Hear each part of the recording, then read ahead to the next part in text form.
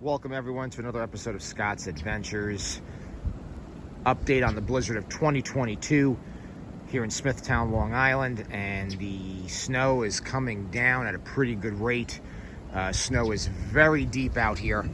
I would say easily a foot, I think over a foot at this point. Maybe 14 inches at most, maybe 15.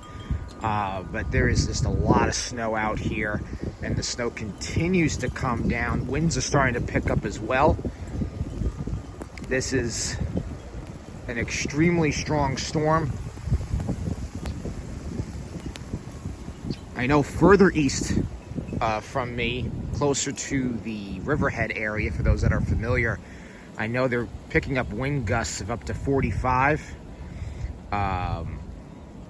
So the conditions continue to deteriorate. But for anyone who loves the snow, which includes myself, this is really beautiful to see. But it's going to be some cleanup.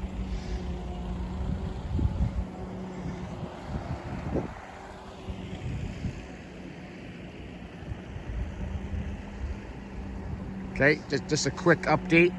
I will post another video later on. Thanks for watching. Make sure you hit that subscribe button. See you in the next video.